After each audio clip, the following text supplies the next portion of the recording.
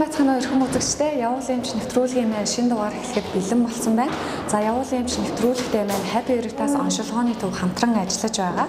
За тэгэхээр Happy Heritage оншилгооны төв маань за хэрэглэгчтэй илүү ойр төхөм үйлчлэхийн тулд Шингэлтэй дүүргийн 7 буудалд сорьц авах шинэ цэгээ бол байгуулсан юм байна. Тэгэхээр өнөөдрийнхөө нэвтрүүлгээр бид 7 буудал дахь салбар дээрээс та бүхэндээ хүргэх болно.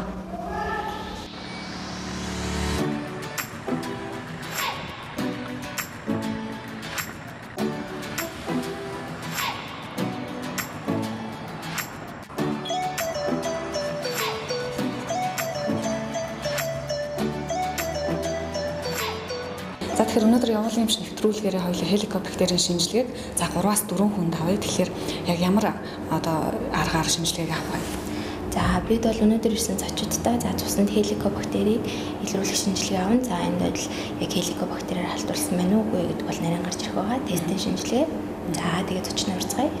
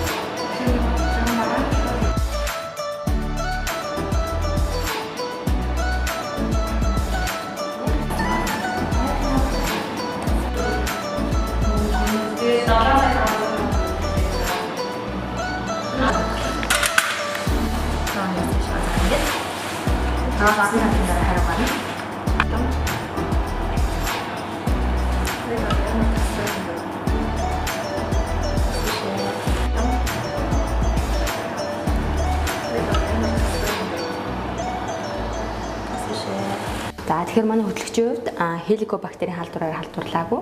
Тэгээ эрүүл байна гэсэн үг. Тэгэхээр таны хувьд бол анхаарах зүйл юу вэ гэхээр ахуй халдвараар хеликобактер дамжаад идэвхлээр хизээж авч магадгүй. Тийм болохоор нэг удаагийн аяхтай тэгээ гэр бүл ойр дотны найзуудаа сайн анхаарад мэдээлэл бол дамжуулж өгч байх хэрэгтэй гэсэн үг. За тэгээд эрүүл байна.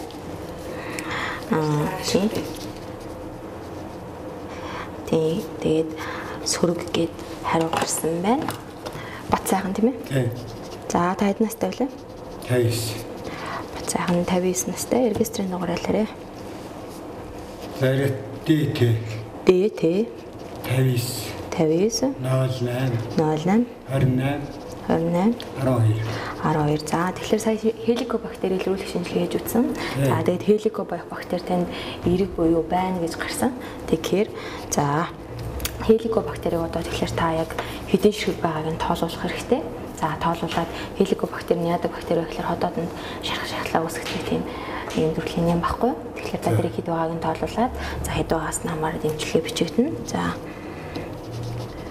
миний хувьд тэгэхээр хийсэн шинжилгээнийхээ хариуг эерэг гээд гаргаад өгсөн. За тэгээд та манай дээр хеликобактер тоолуулах шинжилгээ хийгээд мөн адилхан бас танд ямар нэгэн зовироод бол одоо ходоод руу хоол мол шингэхгүй орсож өгдөг. Хатгахын тэрий зовир бол гардаг. Тийм хэрвээ зовир гардаг бол ходоодны дууранд үзүүлнэ. Гарахгүй бол тийм хеликобактери тоолуулаад хеликобактер зэрэгтэй эмчилгээ хийлгэнэ. За ингэж та хеликобактерийн тоолуулах шинжилгээ хийлгээд эмчилгээнд хамрагдаарай. За баярлалаа. Тэгэхээр хеликобактер гэж яг юу хэлээд байдгийг те энэ талаарх мэдээллийг хоёулаа үзэгчтэй үгүй. За энэ хеликобактер гэдэг бол өнөөх ходоодны салбар өвчнөд наалдан амьдардаг нэгэн төрлийн нэм байгаа. За спираль хэлбэртэй олон талтай шилбүрийн төслөмж хатаагаар хөдөлдөг ийм нэм байгаа. За тэгээд хүмүүс бол ойлгохдоо хеликобактерийг ходоод нь байх ёстой нэм гэж ойлгоод байгаа болохоор өнөөдөр яг нарийн бөгөөд мэрэгжлийн үний зөвлөгөө талаас зөвлөгөө өгөхөөр өнөөдөр ирээд байна. Тэгэхээр хеликобактерийн халдварлах зам нь яг ямар замууд вэ юм бол? За халдварлах зам бол маш энгийн ахуй халдвараар халтна. За тэгэхээр ахуй халдвар гэхэлэр ерөөсөө шүлсээр хүмүүсийн хэрэглэсэн аяг тавгаар те. Тийм болохоор анхааруулахад ер нь бол болж өгөх гадуур нийтийн хоолны газраар өрсөлдөхгүй байх хэрэгтэй.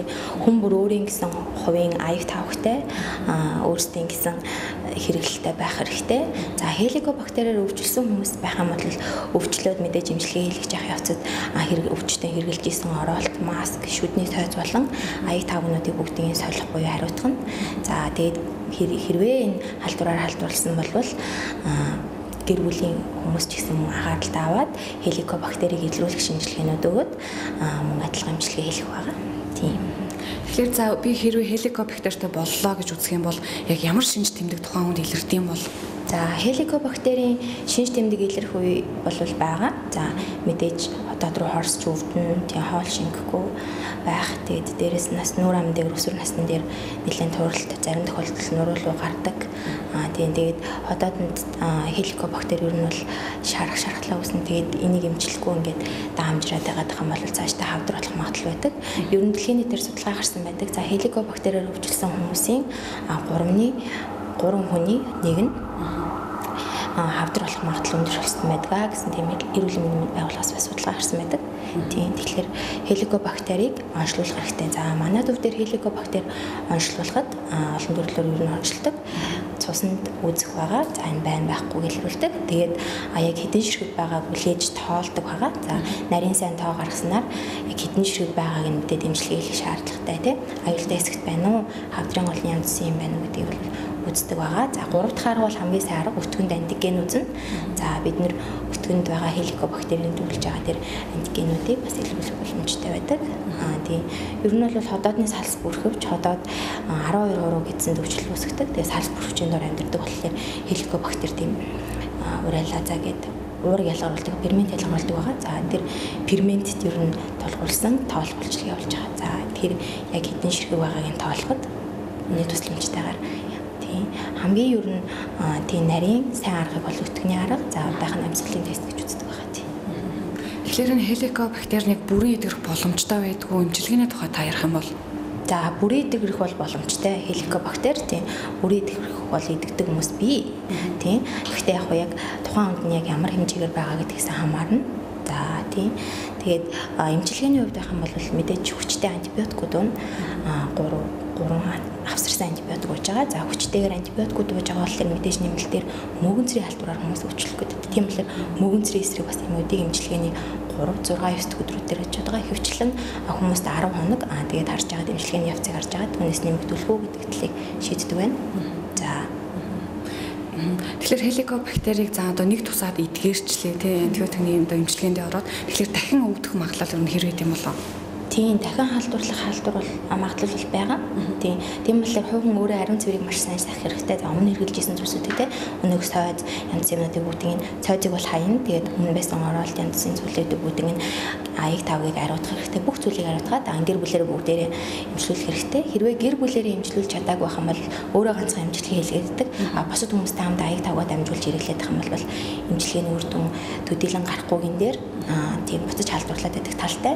За эмчилгээ явагдаж явах нэг антибиотикын 3 авсарсан эмчилгээ. Тэгээ дээрэс нь одоо ер нь хеликобактерийн ходоодны эмчилгээ явж байгаа үед хүмүүс бол нарийн сайхан дэглэн барих хэрэгтэй байгаа. За энэ нөөг төстэй хоолыг хорих, арх согтуулах ундаа тамхины хэрэглээг хорих хэрэгтэй. Тэгээ дээрэс нь хидөөх төстэй хичгэрлэг зүйлсүүдийг бол хорно. За дандаа чансан жинсэн зүйлүүдийг ер нь идэнэ. Хайр суурсан зүйлсүүдийг бол дандаа хориулдаг байгаа. За тийм ээ. Тэгэхээр хеликобактериа за эмчилгүй хэрэг удаан явах юм бол за ходоодны хорт хавдар үүсгдэг гэлээ шүү дээ. Тэгэхээр өөр бас ямар хүндрэлүүд бий болох магадлал байдаг вэ? Тийм өөр хүндрэлүүд бол бий болно. Хамгийн түрүүлжлээд хеликобактер бол ходоод нь шархлаа үүсгэн. Тэгээ шархлаад нь үүсгээд эмчилгүй энэ төр явсаар байтал магадлалууд хавдар цаашаа дамжих энэ төр аюулууд бол бий. Тэгээ нэрийг нарийн сайн хеликобактер илрүүлээд ходоодны дурангаар ходоодны нарийн мэргэжлийн хэмжээр үзүүлээд цаашлах машуудыг тавьдаг байгаа. Тийм. За тэгэхээр хеликобактериар одоо тэдэн насны хүмүүс илүү их өвчлөх магадлалтай байдаг ч юм уу тийм судалгаа ч юм уу тоо байдаг болов?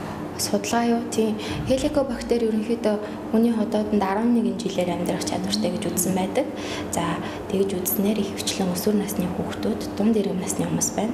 За тийм 60 орлон дүүнээс дээш насны хүмүүст бол цөөн тоогоор байгаа. Гэхдээ дахин халдварладаг нөгөө халдварыг дамжих зам нь хурдан болохоор аль ч насны иргэдэд бол халдварлсан л байдаг тийм. Тэгэхээр иргэд маань нэг ийм ойлголттой байгаад байдаг шүү дээ. За нүүрэн дээр нь хэрвээ батгах гарах ч юм уу те ямар нэгэн улаан одоо зүйл гарах юм бол за энэ яг хеликотой байна гэдэг. Тэгэхээр яг тэр үнэн үү одоо хеликог батгаар яг тэгж илэрх үү? За би танд энэ талаар нарийн мэдгээ өгье. Хүн болгон надаас тэгж асуудаг. Хүн болгон анхан шатны хэмжээс асуудаг. За хоолой нүүрэн дээгүүр, нуруунд дээгүүр, духан дээгүүр бага хэмжээний эдээ туурал, улаан тууралтууд гарч ирэхэд хеликобактер гэж онцлдог. За 160% нь тийм. 40% нь болохоор хеликобактерийн халдвар биш. Энэ бол арсны ачиг буюу дематексын халдвар байдаг байгаа. За тийм болохоор хеликобактерийг эмчилүүлж үзээд үнэхээр байхгүй бол арс арчлын эмчид за хандах хэрэгтэй. Тийм. Яг тийм гэж бол хэлэх болов. Гэхдээ 160%. Явуулын эмч нэвтрүүлгийн маань энэ удаагийн дугаар энд хүрээд өндөрлөж байна. Өнөөдрийн дугаараа бид Happy Heritage оншилгооны төвийн 7 буудалдах салбар дээрээс та бүхэндээ нэвтрүүлгээ бэлтгэн хүргэлээ. Ингээд дараагийн дугаараар дахин уулзлаа. Түр баяртай.